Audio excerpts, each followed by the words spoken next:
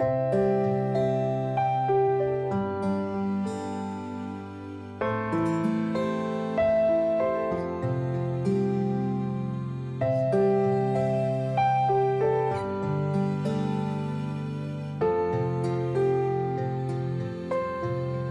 काय झालं ना मैत्रिणींनो, हृदय आजारी असल्यामुळे हळदी कुंकवाचा आणि हृदयाचं बोरनान हा प्रोग्राम माझा झालाच नाही करणं. तर म्हटलं आज करूया, आज संडे पण आहे आणि होऊन जाईल पटकन, आज करून घेऊया. तर मग मी त्याचीच तयारी करत होती. तर थोडे हेअर स्ट्रेट करून घेतले. माझ्याकडेच घरी जे स्ट्रेटनर आहे त्यांनी केस स्ट्रेट करून घेतले.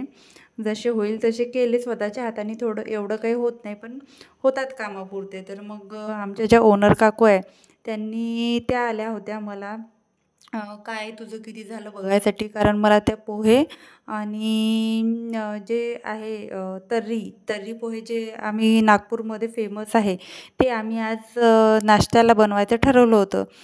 हळदी कुंकाला बायका येणार त्याच्यासाठी नाश्ता आम्हाला बनवायचा होता. तर आणि माझं डेकोरेशनचं पण सुरू होतं आणि तर्री पोहे इकडे सुरू होते. त्याच्यासाठी पण मला प्रिपरेशन करून द्यायचं होतं, काकूला हेल्प करायची होती. तर त्यांनी केलं सगळं. पण म्हणजे आपल्या घरातलं सगळं आपल्याला माहिती असतं आणि आपण करून ठेवलं तर त्यांना पण सुचतं आपल्या किचनमध्ये. आपल्या हातचं असतं सगळ्यामुळे सगळं कुठे काय ठेवलं आहे सगळं, म्हणजे नाही का तिखट हे ते चटणी मीठ सगळं मग द्यावं लागतं. तर मग त्यांच्या हाताशी पण मला तिथे राहावं लागत होतं आणि इकडे डेकोरेशन पण सुरू होतं. तर बाहेर रांगोळी पण काढणं सुरू होती. त्यांच्या सुनेनी मला रांगोळी काढून दिली आणि खूप सुंदर रांगोळी झाली होती. सगळ्यांना रांगोळी खूप आवडली. तशा त्या रांगोळी खूपच छान काढतात, पण आजची रांगोळी खूपच एकदम अट्रॅक्टिव्ह होत होती. तुम्हाला मी पुढे रांगोळी दाखवणारच आहे, तर तुम्ही व्हिडिओ स्किप न करता नक्की कंटिन्यू करा. तर काकूंनी इथे काय केलं, मी चणे टाकले होते, भिजत टाकले होते चणे काल, आणि आज ते चणे दुपारला त्याच्या 4 शिट्या करून घेतल्या कुकरला. आणि ते शिट्या करून घेतल्यावर त्याच्यासाठी वाटण तयार केलं. खोबरं, टमाटर, कांदा वगैरे, लसूण, अद्रक याचा आणि थोड्याशा सांबाराच्या काड्या होत्या माझ्याकडे त्या टाकल्या आणि मस्त एकदम तर्री बनवली. आणि त्यामध्ये मस्त आम्ही सांबार म्हणतो कोथिंबिरीला, मस्त सांबार टाकला आणि आमची तर्री तयार होती. तर भांड्याची कमतरता असल्यामुळे मी काकूंकडूनच भांडे आणले होते. माझ्याकडे काही एवढे मोठे मोठे भांडे नाही का ज्याच्यामध्ये माझा प्रोग्राम होईल. तर बड्डेच्या वेळेस पण मी काकूंकडूनच भांडे आणले होते.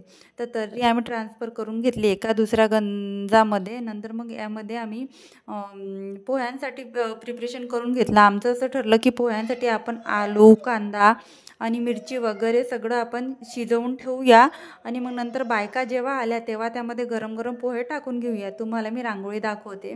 रांगोळी बघा किती सुंदर झाली आहे, खूपच एकदम मस्त दिसत होती, एकदम अट्रॅक्टिव्ह वाटत होती. तर मग आम्ही पोह्यांचं तसं करून ठेवून दिलं आणि बाहेर इथे हृदयाच्या पप्पांनी डेकोरेशन करून ठेवलं होतं आणि एकदम छान डेकोरेशन झालं होतं. हृदयाचं हे तिसरं बोरनान आहे. ज्या वर्षी ती झाली ती डिसेंबरमध्ये झाली आणि जानेवारीमध्ये ती झाल्या 13 दिवसाची होती ती, 13-14 दिवसाची. तर तिचं बोरनान पहिलं आम्ही तेव्हा केलं आणि नंतर आता जेव्हा 1 वर्षाची होती तेव्हा दुसरं झालं आणि आता ही 2 वर्षाची झाली तर आता तिचं तिसरं बोरनान होतं. तर हे डेकोरेशनचं सामान माझ्याकडे होतं, तर मी तसंच ठेवून व्यवस्थित ठेवून मग तेच डेकोरेशनचं सामान मला पुढे कामी आलं. मग तिचं आम्ही 5 बायकांनी औक्षण केलं, कारण ती राहतच नव्हती. तिचं सुरू होतं हे काय सुरू आहे म्हणून, आणि मग बसली. तिला म्हटलं चॉकलेट मिळणार म्हणून ती बसली मस्त आणि त्या काकू समोर बसल्या होत्या तिला खेळवत. मग मी चॉकलेट वगैरे आणले होते. छोटे जे तिच्या मैत्रिणी आल्या होत्या 2, त्यांचे पण तिकडे भांडणं सुरू होते सायकल खेळायसाठी कशासाठी. आणि हृदयाचं पण सुरू होतं की मी इथे बसत नाही, मी पण जाणार तिकडे खेळायसाठी. मग मी पटकन तिच्या मैत्रिणी आल्या 2 छोट्या त्या तिच्याच एवढ्या आहे, तिच्यापेक्षा 6 महिन्यांनी मोठ्या आहे. आणि हृदया त्यांच्याशी खेळायला जाते आणि मस्त यांचं तिघींचं मस्त चालते सारखे असल्यामुळे. आणि ह्या तिच्या मैत्रिणीच्या 2 मम्मी आणि आम्ही तिघी मैत्रिणी आहो आणि ह्या तिघी मैत्रिणी आहो. तर तिचं बोरनान आम्ही केलं आणि मस्त चॉकलेट वगैरे सगळ्या वेचल्या आणि हृदया पण स्वतः चॉकलेट वेचून राहिली होती. तिने पण खूप सारे चॉकलेट तिच्या हातामध्ये गोळा केल्या होत्या आणि इतकी मजा आली चॉकलेट फेकायच्या वेळेस. आणि जे छोटे बाळ आहे त्यांची मम्मी पण चॉकलेट वेचण्यात व्यस्त होत्या आणि खूप मस्त वाटलं आणि खूप मजा आली.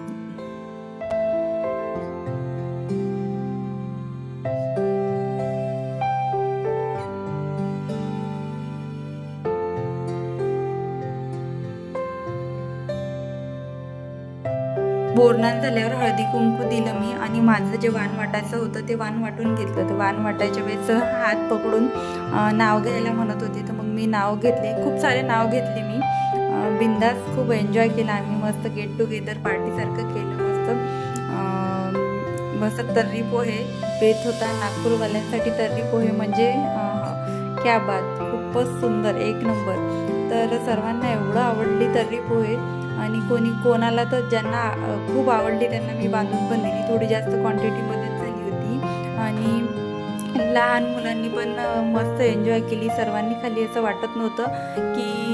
वाटत नव्हतं मला आधी वाटत होतं की तिखट होईल तर कोणी खाणार नाही, पण सर्वांनी मस्त खाल्ली. नागपूरवाले तर्री पोहे खाण्यात खूप एक्सपर्ट आहे आणि नागपूरचे तर्री पोहे तर एकदम क्या बात, आहा, खूपच मजा आ गया. तर मग कार्यक्रम तर झाला, पण मग नंतर एवढे किचनमध्ये भांडे पडले होते. असं वाटत होतं कुठून सुरुवात करू, आता कुठून साफ करू आणि काय पहिले घासू, काय ठेवू. मग मी आधी गॅलरीमधून भांड्याचं टोपलं आणलं. म्हटलं आधी हे खाली करून घेऊया, याच्यामध्ये आता दुसरे भांडे ठेवायला जागा भेटली पाहिजे, म्हणून ते खाली करून ठेवली. बरं झालं दुपारीच मी भांडे ते धुवून गॅलरीमध्ये ठेवले होते, तर मला ते पुसायचं काम पडलं नाही. तर मग मी भांडे धुवून घेतले आणि नॉनस्टॉप आधी जे मोठे मोठे भांडे आहे आणि जे लवकर म्हणजे जास्त खराब नाही, जसे ट्रे, ग्लास, चम्मच वगैरे जास्त खराब नाही, ज्याच्यासाठी खूप असं एफर्ट्स लागत नाही, ते आधी भांडे मी घासायला घेतले. आणि जे थोडे खराब झाले आहे, थोडे जळले आहे, बुडी लागले आहे, तर ते मी भांडे नंतर घासायला घेतले. कारण त्याच्यासाठी एफर्ट्स लागतात आणि त्याला वेळ लागते. म्हणून जे भांडे होते ते भांड्याच्या टोपल्यात टाकून मी ते गॅलरीमध्ये नेऊन ठेवले. कारण माझं भांड्याचं टोपलं पण छोटं आहे, त्याच्यामध्ये भांडे पण कमीच मावतात. आणि माझ्याकडे भांडे नाही आहे, हे मी काकूंकडून आणलेले भांडे आहे. आम्ही दोघंच आहो आणि आपण रेंटनी राहतो, तर एवढे भांडे आपल्याला लागत पण नाही. आणि त्यांना आपण कितीही भांडे मागा, कधीही मागा, तर त्या देतात. आणि मला करू लागायला पण येतात. कधी पण काही करून मागितलं तर त्या करून देतात. असं कधीच म्हणत नाही की माझ्याने होत नाही, हे नाही, ते नाही. खूप ॲक्टिव्ह आहे त्या या वयात एवढ्या ॲक्टिव्ह आहे की मला त्यांच्याकडे बघून इन्स्पिरेशन येते. त्यांचं घर वगैरे त्या एवढं नीटनेटकं ठेवतात. एवढे सारे भांडे आहे त्यांच्या घरी आणि सगळं व्यवस्थित ठेवलं आहे, घासून घुसून पुसून वगैरे सगळं खूप छान व्यवस्थित ठेवलं आहे. तर मी माझे भांडे, हे काकूंचे भांडे होते, तर म्हटलं आपण घासून ठेवावं आणि सकाळी हे सोकून जातील छान, मग मी त्यांना नेऊन देईन. आणि ते पण जिथून भांडे काढले मी तिथे ते ठेवून देईन. काही जे हे मोठे टोपले होते ते मी ते वर ठेवले होते, वरून मी काढले होते, तर आता मी ते उद्या जाऊन ते वर ठेवून देईन. तर ते भांडे घासणं झाल्यावर मग हृदयाच्या पप्पांचा टिफिन होता, त्याची आठवण होतीच नाही. मग नंतर त्याची आठवण आली, म्हटलं चला हृदयाच्या पप्पांचा टिफिन घासून घेऊया. तसं तर त्यांना मंडे ऑफ असते, मंडेला त्यांना सुट्टी असते, पण कधी कधी त्यांचं कसं असते की मंडेला पण त्यांना सुट्टी घेता येत नाही, काम असलं तर त्यांना जावंच लागतं. तर म्हटलं घासून असला टिफिन रेडी असला, तो सुकलेला असला ना तर कधीही चांगलं. तर मग मी टिफिन पण घासून घेतला आणि सगळे भांडे घासून घेतले, मोठे छोटे सगळे घासून घेतले.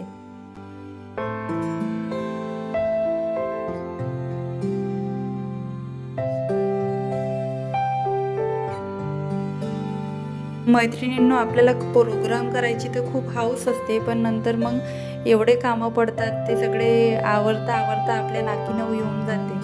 पण जर आवरले नाही तर ते आपल्यालाच आवरावं लागतं. आज पण आपल्यालाच आवरणे आहे आणि आपण आता कंटाळा केला तर उद्या सकाळी पण ते भांडी, तो ओटा आपल्यालाच आवरणे आहे. तर त्याच्यामुळे मी काय करते, कंटाळा न करता देवाची कामे तेव्हाच करते. माझा प्रोग्राम आटोपल्याबरोबर आधी मी विचारून घेतलं, 1-2 बायका यायच्या होत्या, मी विचारून घेतलं कन्फर्म त्यांचं येणार आहेत की नाही. तर मला असं माहीत पडलं की कोणी कुठे बाहेरगावी गेलं आहे, कोणी कुठे गेलं आहे, त्या येणार नाही. तर मी त्यांची वाट न बघता आधी साडी चेंज करून घेतली, हॉल आणि बेडरूम झाडून घेतली. कारण सगळं पसरलं होतं, लूट वगैरे केली होती, त्याचं पण सगळं इकडे तिकडे पसरलं होतं, तर पायाखाली येत होतं. तर आधी मी झाडून घेतलं, सगळे कार्पेट वगैरे झटकले, खुर्च्या वगैरे लावल्या, सगळं व्यवस्थित केलं हॉल आणि बेडरूमचं. किचनमध्ये तो कचरा मी लोटून ठेवला होता. म्हटलं आधी पहिले हा किचनवरचा पसारा उचलूया, कारण किचन काउंटरटॉप एवढं छोटं आहे की तिथे बाकी काहीच ठेवायला जागा नव्हती. आणि जे मोठे मोठे भांडे आहे ते मी खाली ठेवले होते. आणि मग म्हटलं याच्यात थोडं उरलेलं आहे, आता थोडं उरलेलं मग मी बाकीच्या भांड्यांमध्ये ट्रान्सफर करून माझे ते भांडे मी पूर्ण घासून घेतले आणि घासणं झाल्यावर टॅप, सिंक आणि जे वायपर आहे आणि ज्या माझ्या घासण्या आहेत त्या सगळ्या मी धुवून टाकल्या. आता रात्रीची पण क्लिनिंग आपण व्यवस्थित करणं आवश्यक आहे, कारण रात्री जर आपण क्लिनिंग केलं नाही तर सकाळी मग आपलं टिफिनची घाई, कशाची घाई आणि सकाळी उठल्याबरोबर तर आपल्याला किचन क्लीन लागतंच. किचन जर क्लीन नसलं तर परत आपलं मूड खराब होतं. तर मी लगेच किचन क्लीन करून टाकलं, बेसिंग वगैरे सगळं. आणि मग नंतर माझं जो किचनमध्ये मी जो कचरा आणून ठेवला होता तो पण मी बाहेर गॅलरीत नेला आणि गॅलरीत नेऊन मी डस्टबिनमध्ये तो कचरा टाकून दिला. आणि मग म्हटलं आता आपण तर्री पोहे एन्जॉय करूया. किंवा सगळं क्लीन झाल्यावर थोडं खावं वाटतं, नाही तर खावं पण वाटत नाही घरात पसारा असला तर मग मी म्हटलं आता सर्व म्हणत होते की खूप छान झाले तर्री पोहे, तर आता आपण पण टेस्ट करूया. तर मी माझ्यासाठी पण तर्री पोहे घेतले. आणि मैत्रिणींनो, तुम्हाला माझा आजचा व्हिडिओ कसा वाटला नक्की मला कमेंटमध्ये सांगा. आणि तुम्हाला माझे व्हिडिओ आवडत असेल तर व्हिडिओला एक लाईक आणि चॅनलला सबस्क्राईब करत चला. भेटूया अशाच एका नवीन व्हिडिओमध्ये. चला तर मग बाय बाय.